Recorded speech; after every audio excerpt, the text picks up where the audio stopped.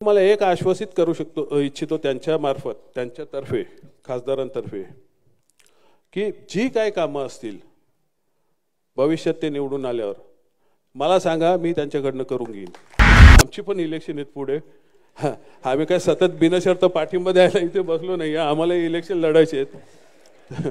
त्यामुळे आम्हाला काही गोष्टी सांभाळून ठेवायच्या आहेत. मला साहेबांचा निर्णय पटला नाही, मी आता त्या समोरच्याचं काम करेन, हे चालणार नाही. ही मी पक्षविरोधी कारवाई समजणार आणि त्याची दखल नक्की घेऊन माननीय राजसाहेबांना त्यांचा रिपोर्ट करणार. नांदगावकर साहेब, आजच्या मेळाव्याला खास करून जे उपस्थित राहिलेले आपले उमेदवार, तिसऱ्यांदा खासदारकीची टर्म पूर्ण करायला जाणारे माझे मित्र श्रीकांतजी शिंदे साहेब, पक्षातील माझे सर्व सहकारी, त्यांच्यासोबत आलेले त्यांच्या पक्षातले मोरे साहेब, विश्वनाथ राणे साहेब, आशान साहेब, व्यासपीठावर बसलेले सर्व माझ्या भगिनी आणि आजच्या या शिबिराला, मेळाव्याला मोठ्या संख्येने 3 दिवसाच्या शॉर्ट नोटीसनी उपस्थित राहिलेले माझ्या सर्व सहकारी बंधू आणि भगिनींनो, खरं तर ही निवडणूक जाहीर झाली तेव्हा आपण कुठेतरी रेसमध्ये होतो. आपण लढणार नाही लढणार सर्व चालू होतं.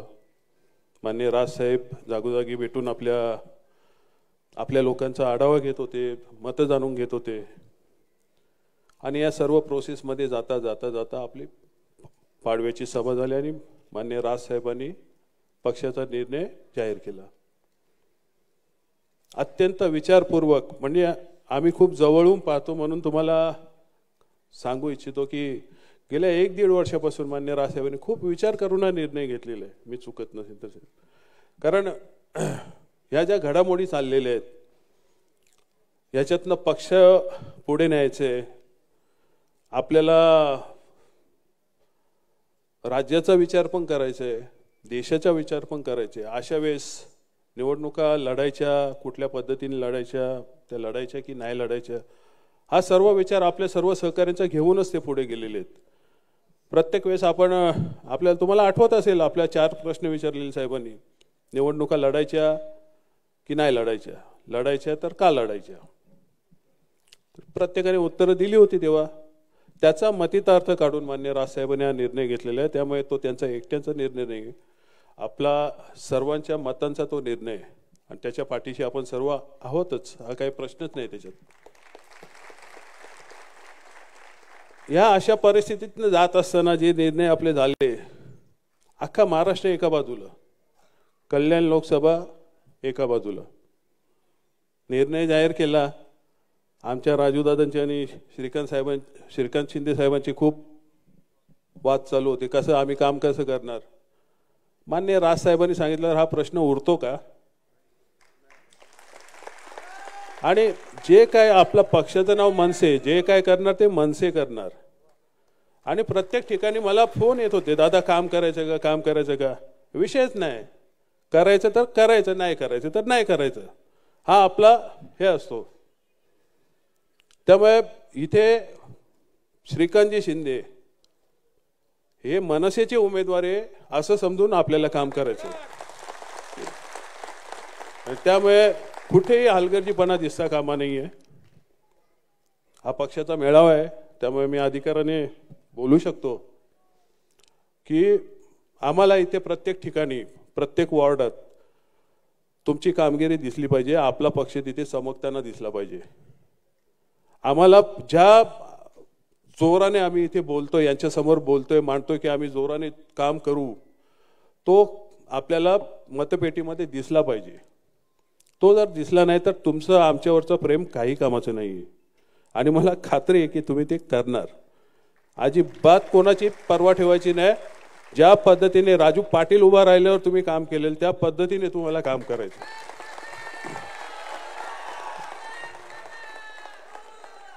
अनेक लोक येतील, बोलतील, तुम्हाला काहीही सांगतील.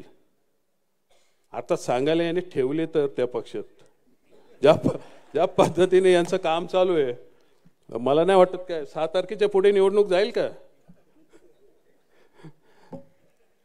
परंतु ही प्रक्रिया पूर्ण होणार आहे.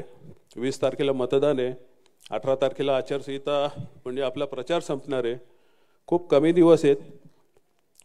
मी जास्त काय बोलत नाहीये, कारण आपल्या सहकार्यांची भाषणं कमी केली. नांदगावकर साहेबांनी एक कार्यक्रम सोडून इथे आलेत आपल्या प्रेमाखातर. मी विनंती केली, माझी तब्येत बरोबर नव्हती, इथे येईन की नाही डाऊटफुल होता, म्हणून साहेबांना विनंती केली. साहेब आले आणि खासदार साहेबांनाही खूप कार्यक्रम आहेत.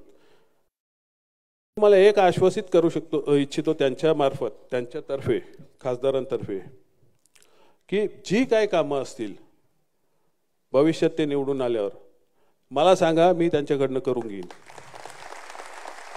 आज अनेक असे प्रश्न आहेत. आमची इच्छा होती, आमची काही म्हणजे मुद्दे होते की चला समजा साहेबांनी सांगितलं की लोकसभेला उभे राहा, तर काय मुद्दे घेऊन जायचं. आम्ही काही मुद्दे काढलेले आहेत. रेल्वे प्रवाशांचे असतील, इथला आमच्या आगरी समाजाचा अस्मितेचा विषय, दिबा पाटील साहेबांचं विमानतळाला नाव द्यायचा जो प्रस्ताव पुढे न्यायचे तो विषय असेल, इथल्या ट्रॅफिक समस्येवर काय उपाययोजना करायचे, असे अनेक विषय असतील. धरणाचा विषय, त्या दिवशी माननीय मुख्यमंत्री साहेब बोलले की या भागाला एक धरणाची गरज आहे. त्यामुळे हे जे विषय असतील हे सर्व आपण त्यांच्यापुढे हक्काने मांडायला जाऊ शकतो. केव्हा? जेव्हा आपण त्यांना चमत्कार दाखवू, तेव्हा त्यांच्याकडनं नमस्कार होईल आपल्याला. त्यामुळे प्रामाणिकपणे आपल्याला काम करायचे. जे काय मागचं सगळं विसरून प्रामाणिकपणे काम करायचे. स्वतः आपण उमेदवार आहे या हिरिरीने भाग घ्यायचे. आम्ही साहेब, नांदगावकर साहेब, इथे प्रत्येक शहराचे, प्रत्येक विधानसभेचे, 6 विधानसभेचे एक 5-5, 6 प्रतिनिधी त्यांना खासदार साहेबांकडे यादी देणार आहेत. ते कोऑर्डिनेशन करतील. तुम्ही डायरेक्ट करू नका, नाही तर नंतर आम्हाला, आमची पण इलेक्शन आहेत पुढे. आम्ही काय सतत बिनशर्त पाठिंबा द्यायला इथे बसलो नाही, आम्हाला इलेक्शन लढायचे आहेत. त्यामुळे आम्हाला काही गोष्टी सांभाळून ठेवायचे आहेत. त्यामुळे मोरे साहेब, जे दिलं तेवढंच तुम्ही व्यवस्थित चाला. आम्ही तुम्हाला रिझल्ट देऊ, रिझल्ट तुम्हाला पेट्यांमध्ये दाखवू आम्ही, तर त्याबद्दल निश्चिंत राहा. आणि रिझल्ट येणार ना सगळ्यांचा व्यवस्थित. ज्या दिवशी रिझल्ट येईल त्यानंतर खासदार साहेबांचा अभिनंदनचा मेळावा इथेच आपण जोरात घेऊ. आणि त्यावेळेस याच्यापेक्षा दुप्पट संख्येने महाराष्ट्र सैनिक इथे तुम्हाला दिसतील आणि तुमचं आम्ही स्वागत करायचे. आम्हाला तुम्ही संधी द्याल. आम्ही सर्व जोमाने कामाला लागू. हे फक्त आश्वासित करण्यासाठी ही बैठक होती. प्रत्येक ठिकाणी जाऊन हे करण्यापेक्षा एका ठिकाणी एका लोकसभेचा मेळावा घेऊन ही गोष्ट सांगणं आम्हालाही सोपं पडलं. कारण मला तर माहिती होतं 1.5 वर्षापासून तुम्हीच इथे कोण उमेदवार असणार होतं आज डिक्लेअर करा. त्यामुळे आम्ही ती तयारी ठेवलेली होती की असं म्हणजे वेळ आली तर हे, तो काय विषय नाही आहे. आपण सर्वांनी एका हिरिरीने इथून निघून गेल्यावर तुम्हाला एक बेसिक कार्यक्रम मी 6 तारखेनंतर आम्ही देऊ होईल आपल्याला. कारण मला अजूनही डाऊट आहे यांचं. नाही, साधा अर्ज बाद नाही होणार, परंतु काही नाही म्हणजे लुटूपुटूची काय सांगू शकत नाही. समोरच्या उमेदवाराची मला गॅरंटी आहे, मला त्यांच्याबद्दल बोलायचं नाही आहे. परंतु 6 तारखेनंतर तुम्हाला मी कार्यक्रम देईन. त्या हिशोबाने प्रत्येकाचा आढावा मी स्वतः घेत जाईन. मी खासदार साहेबांना आताच बोललो की मी स्वतः तुमच्याबरोबर ज्या ज्या ठिकाणी ग्रामीणमध्ये वगैरे माझ्या फिरायचं असेल मी स्वतः येईन. करायचं तर मनापासून करा. हे ध्येय ठरवून यांच्या मागे आपण उभं राहायचे. उद्या त्यांचा फॉर्म भरायची रॅली ते सांगतीलच. 9-9:30 इथनं निघणारे रूट खासदार साहेब तुम्हाला सांगतील. जास्त संख्येने आपले झेंडे, आपले सहकारी घेऊन तिथे या. मी स्वतः तिथे असेन आणि आपण त्यांच्या फॉर्म भरण्याच्या रॅलीत सहभागी होऊया. जिथे कुठे तुम्हाला वाटलं की तुम्हाला कुठे मान मिळत नाही, तुमचा कुठे अपमान होतो, मला सांगा, मी आहे. पण मला साहेबांचा निर्णय पटला नाही, मी आता त्या समोरच्याचं काम करेन, हे चालणार नाही. ही मी पक्षविरोधी कारवाई समजणार आणि त्याची दखल नक्की घेऊन माननीय राजसाहेबांना त्यांचा रिपोर्ट करणार. त्यामुळे जे काय करायचं इमानदारीने करूया आपण निश्चितपणे इथे मी बोलल्याप्रमाणे खासदार साहेब निवडून येणारच आहेत. प्रचंड मताधिक्याने निवडून आल्यानंतर इथे एक विजय मेळावा त्यांचा सत्काराचा आपण इथे नक्की घेऊया असं त्यांना आश्वासित करूया. माननीय नांदगावकर साहेब, आपण इथे आलात, आपला विशेष मी आभार मानतो, कारण आमच्या पोरापोरांमध्ये इथे एक तुमच्यासारख्या ज्येष्ठांचा आम्हाला आवश्यकता होती. कारण बरेच दिवस हे निवडणुकीचा काय राहिलंच नाही हो साहेब. म्हणजे डायरेक्ट 4.5 वर्षांनी निवडणुका आली, सगळ्यांना कोणाला प्रॅक्टिसच नाही आहे. त्यामुळे एक वरिष्ठ हात आमच्या डोक्यावर असावा यासाठी तुम्ही आलात, त्याबद्दल तुमचे आभार मानतो आणि माझे 2 शब्द संपवतो. जय हिंद, जय महाराष्ट्र.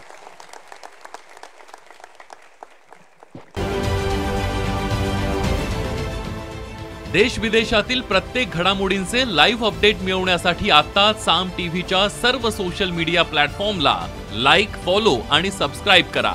तसंच सर्व नोटिफिकेशनसाठी बेल आयकॉन प्रेस करायला विसरू नका.